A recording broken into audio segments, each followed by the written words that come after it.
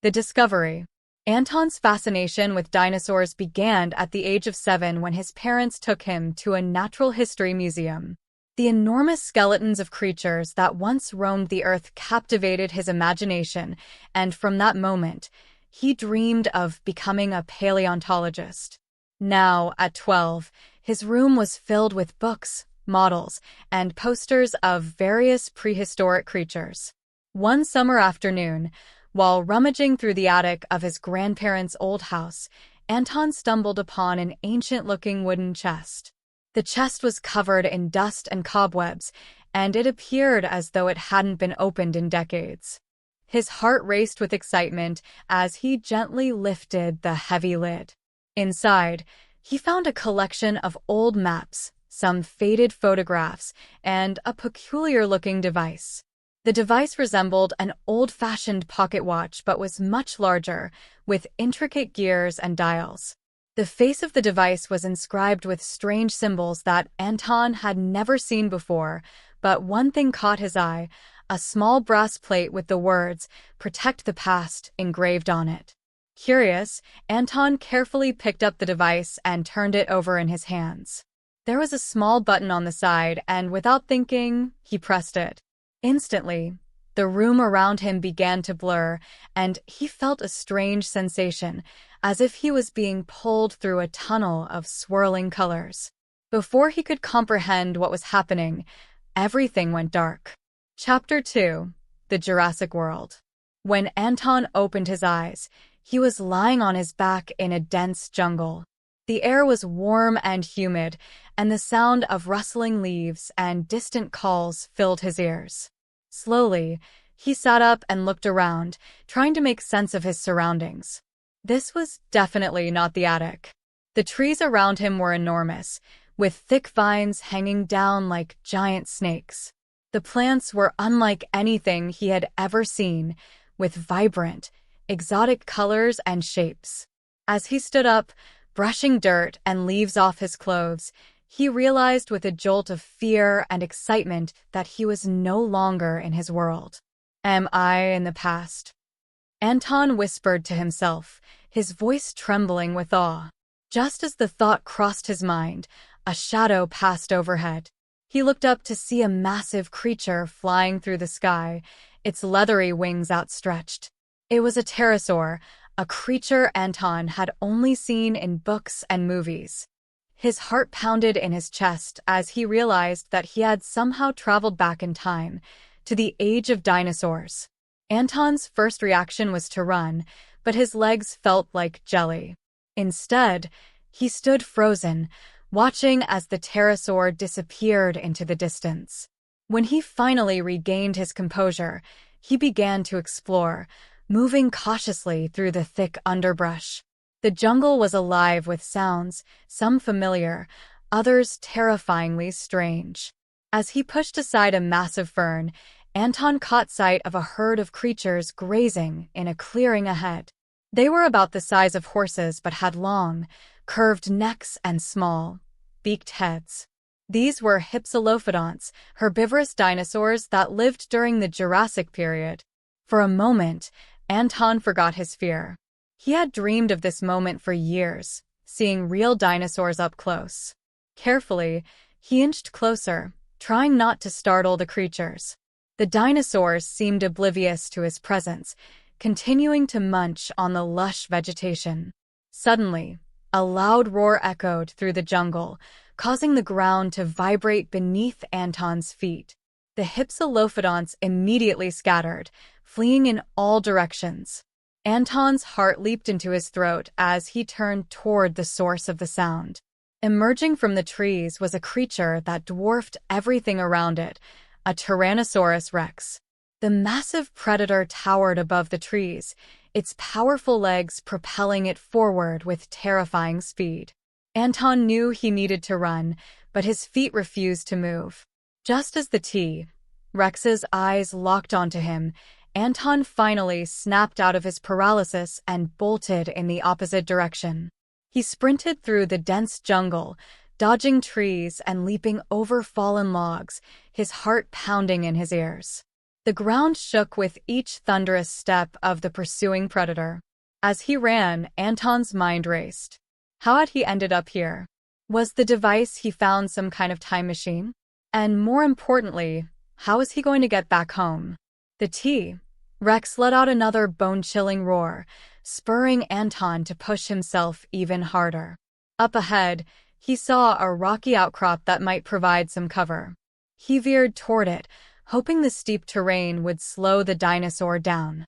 Just as he reached the rocks, Anton's foot caught on a root, and he went sprawling to the ground. Pain shot through his ankle as he scrambled to his feet, but it was too late.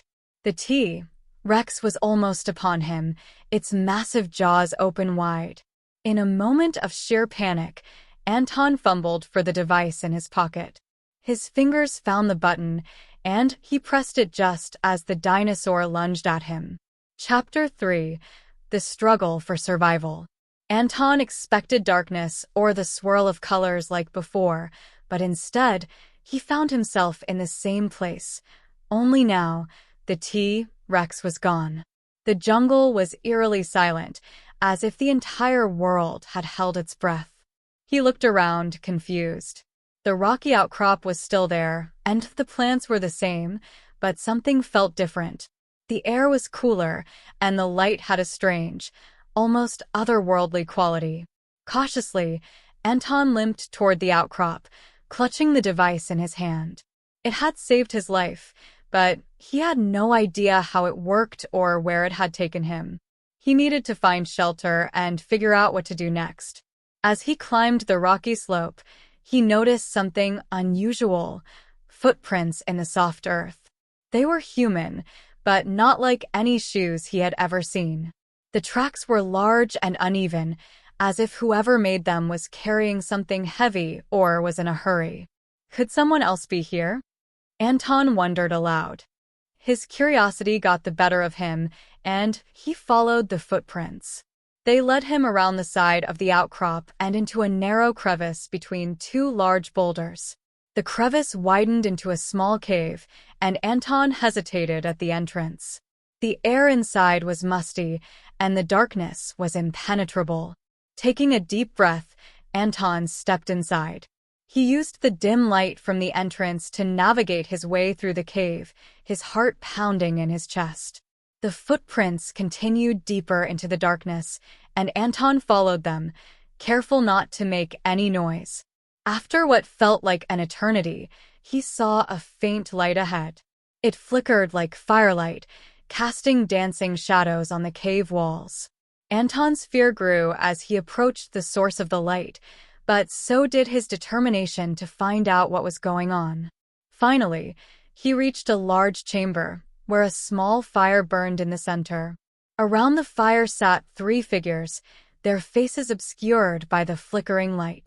They were dressed in tattered clothes, and their skin was weathered and dirty, as if they had been living in the wilderness for a long time.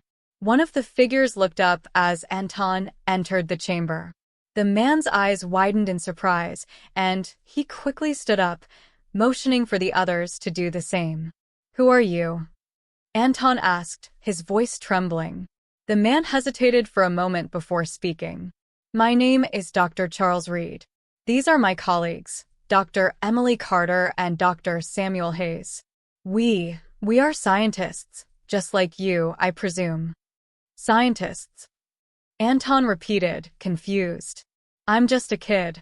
I found this device and now I'm here. What is this place? How did I get here?" Dr. Reed exchanged a look with his colleagues before stepping closer to Anton. "This device," he said, pointing to the one in Anton's hand, "is a time machine. We built it to explore the past, to study the dinosaurs in their natural habitat. But something went wrong, and now we're stuck here." Anton felt a chill run down his spine. "Stuck? You mean we can't go back?"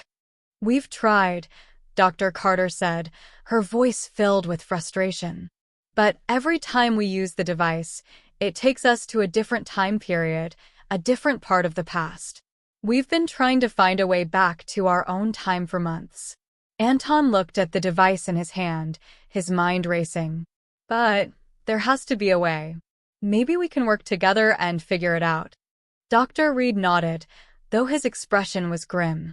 We've been trying to repair the device, but without the proper tools and materials, it's been difficult.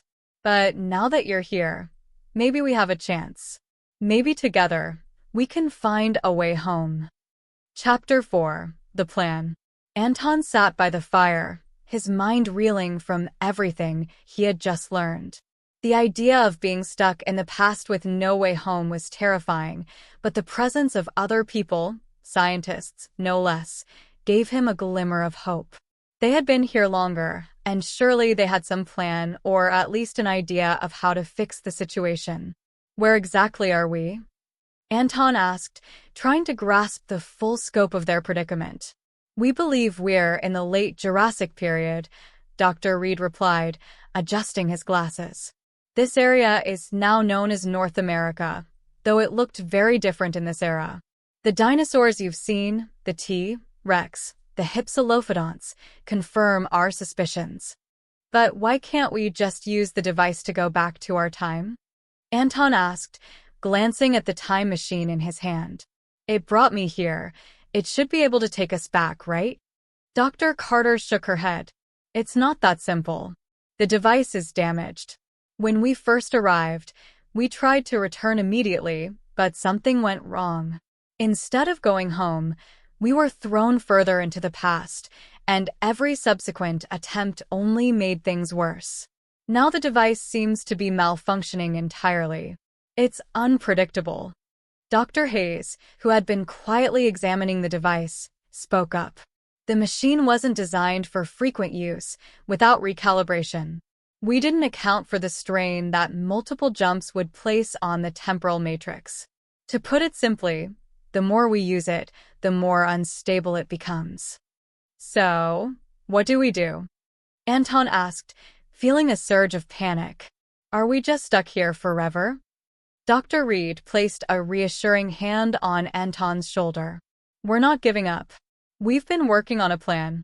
We believe there's a way to stabilize the device, but we need specific materials, things that are nearly impossible to find in this era.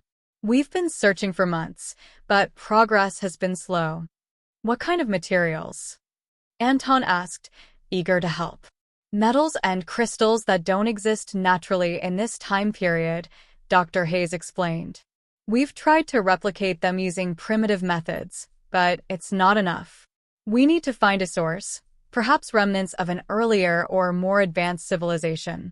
We think there might be something like that nearby. Dr. Carter nodded. We've found traces of an ancient structure not far from here. It's buried deep underground, and we've only managed to uncover a small part of it. If we're right, it could hold the key to fixing the device. Anton felt a surge of determination. Then let's go there. Maybe I can help you dig it out. It's dangerous, Dr. Reed warned. The area is crawling with predators. We've already lost some of our equipment and supplies trying to explore it. But we don't have a choice, do we? Anton countered.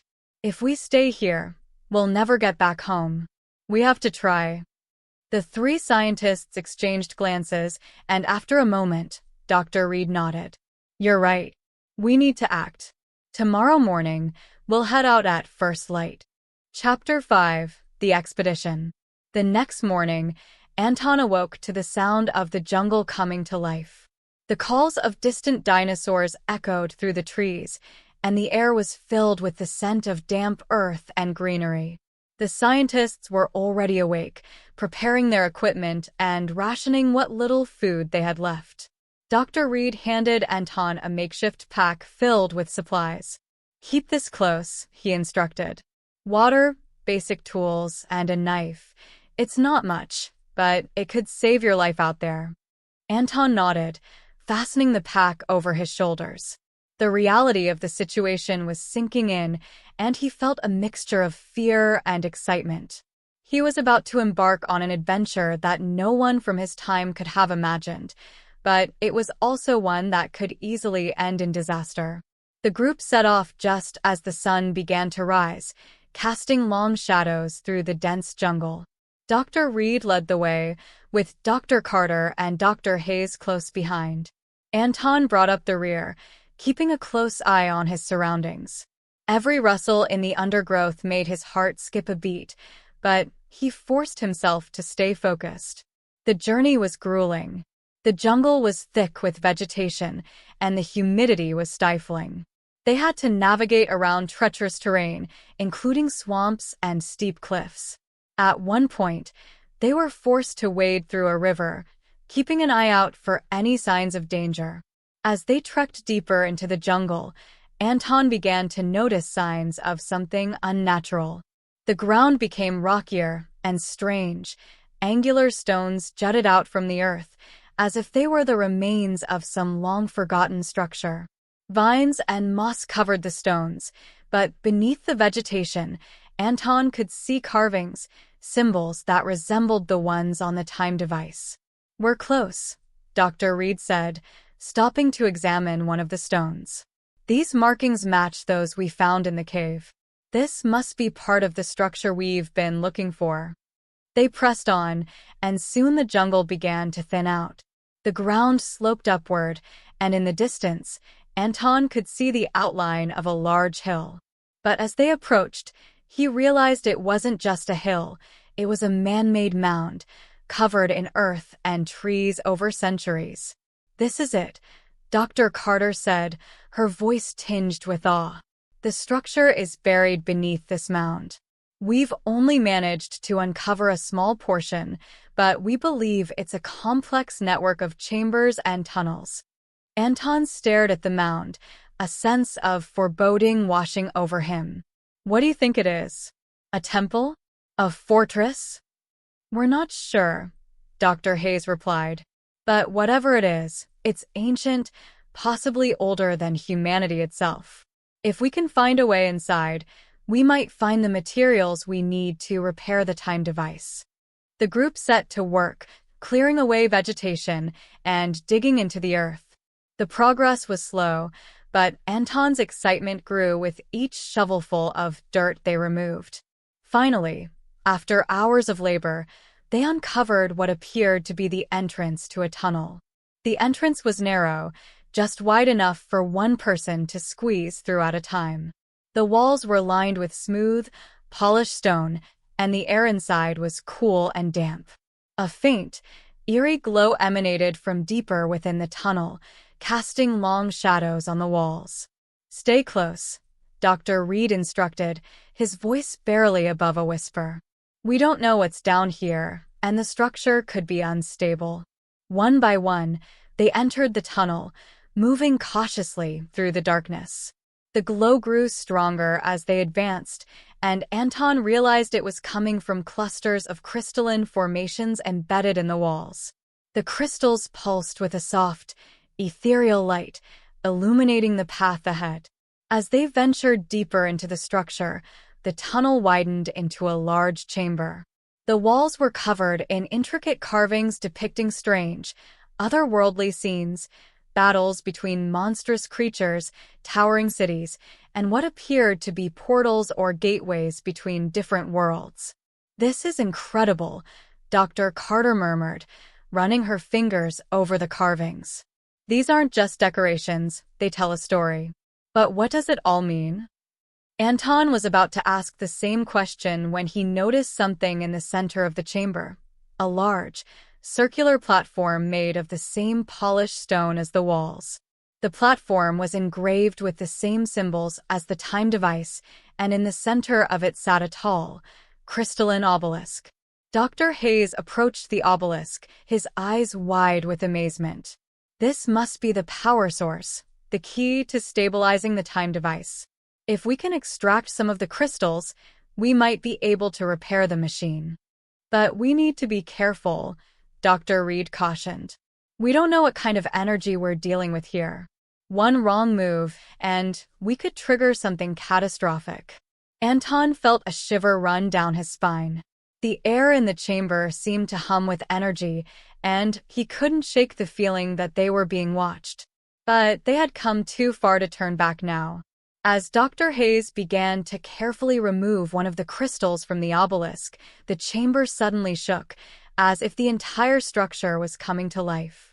Dust and debris rained down from the ceiling, and the carvings on the walls seemed to pulse with an otherworldly light. "What's happening?" Anton shouted over the noise. "The structure is reacting to the disturbance." Dr. Reed yelled back. "We need to get out of here now." Dr. Hayes quickly extracted the crystal and stuffed it into his pack, and the group turned to flee the chamber. But as they reached the entrance to the tunnel, the ground beneath them gave way, and they tumbled into the darkness below. Chapter 6. Into the Abyss. Anton hit the ground hard. The wind knocked out of him. For a moment, everything was a blur.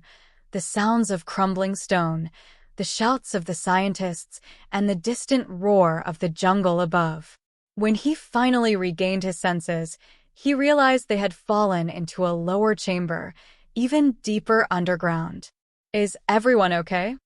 Dr. Reed's voice echoed through the darkness. "I'm fine," Dr. Carter called out, struggling to her feet. "But we've lost the entrance. We're trapped down here." Anton groaned as he pushed himself up, his body aching from the fall. He fumbled for the flashlight in his pack and switched it on, casting a beam of light around the chamber. The walls were covered in more carvings, but these were different, more chaotic, almost frantic. "We need to find another way out," Dr. Reed said, trying to stay calm. "There has to be another exit somewhere." Anton felt a surge of panic rising in his chest. The chamber felt claustrophobic, the air thick and stifling. But he knew they couldn't afford to lose their heads now. They had to keep moving. As they explored the chamber, Anton noticed a narrow passage leading away from the main area. The passage was tight, but it seemed to slope upward, offering a glimmer of hope. "This way," he called out, and the group followed him into the passage. The tunnel was long and winding, and the walls seemed to close in around them as they moved deeper into the structure. Anton's flashlight flickered, casting eerie shadows that danced across the walls. The humming energy grew stronger, vibrating through the stone. Finally, after what felt like hours, the tunnel opened into another chamber, this one smaller but more ornate. The walls were covered in gold and silver inlays, and the ceiling was adorned with a mosaic of stars. In the center of the room stood a large, metallic door, covered in the same strange symbols that adorned the time device. "This must be an exit," Dr. Reed said, moving toward the door. "It looks like it leads to another part of the structure, maybe even outside." Dr. Hayes inspected the door, running his fingers over the symbols. "It's locked, but there's some kind of mechanism here. If we can figure out how to activate it, we might be able to open it." Anton noticed a series of indentations on the door, arranged in a circular pattern. They looked like they could fit the crystals from the obelisk. "Here," Anton said, pointing to the indentations. "I think the crystals are the key." Dr. Hayes nodded, carefully removing the crystal from his pack. He placed it into one of the indentations, and the door began to hum with energy. The symbols on the door started to glow, and the mechanism clicked into place. "That did it," Dr. Hayes said with a grin. "Now, let's see where this leads." With a low rumble, the door slowly began to slide open, revealing a staircase leading upward. The group hurried through the opening, eager to escape the depths of the ancient structure. The staircase spiraled upward, and as they climbed, Anton could feel the air growing cooler and fresher. After what felt like an eternity, they emerged into the open air, blinking in the bright sunlight. They had surfaced on the other side of the mound, in a clearing surrounded by dense jungle. The roar of distant dinosaurs filled the air, but for the moment, the area was quiet. "We made it," Dr. Carter said, breathing a sigh of relief. "But we're not safe yet," Dr. Reed reminded them. "We need to get back to our camp and see if the crystal will work." The group set off through the jungle, moving quickly but cautiously. The experience in the underground structure had shaken them, but it had also renewed their determination to find a way home. As they approached the camp, Anton couldn't shake the feeling that they were being watched. He glanced over his shoulder, but saw nothing, just the thick jungle and the shadows cast by the trees. Finally, they reached the camp. Dr. Reed immediately set to work on the time device, carefully integrating the crystal into its mechanism.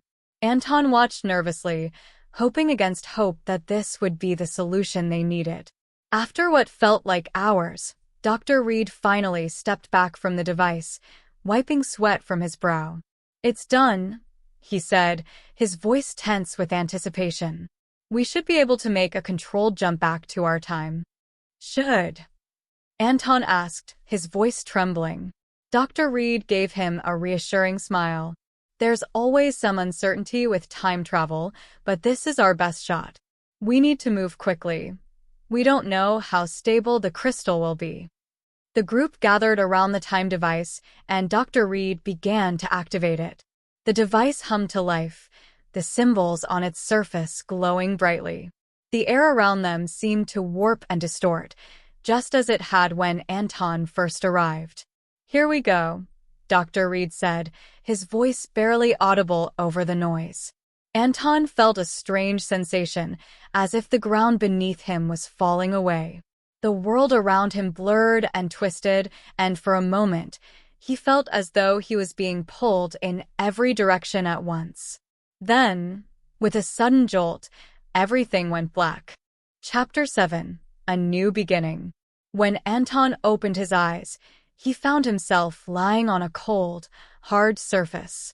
His head was spinning, and for a moment, he couldn't remember where he was or how he had gotten there.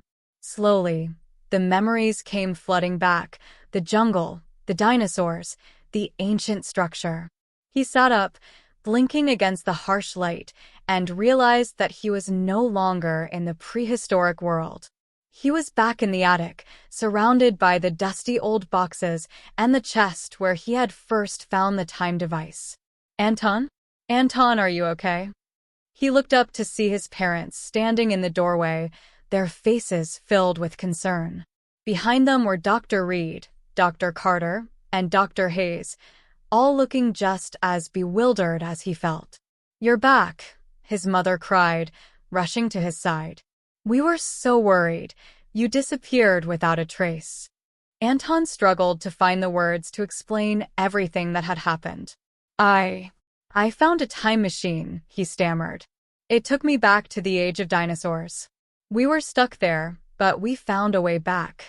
His father looked at him skeptically. "A time machine? Anton, are you sure you didn't just fall asleep and have a very vivid dream?" Dr. Reed stepped forward, holding up the time device.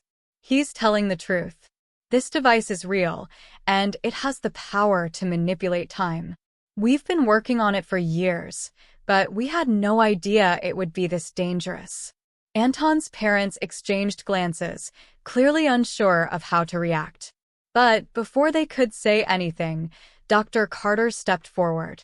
"We owe Anton our lives," she said, her voice filled with gratitude. "If it weren't for him, we would still be trapped in the past. He showed incredible bravery and resourcefulness." Anton blushed, feeling a swell of pride. "I couldn't have done it without you," he said, looking at the scientists. Dr. Hayes smiled.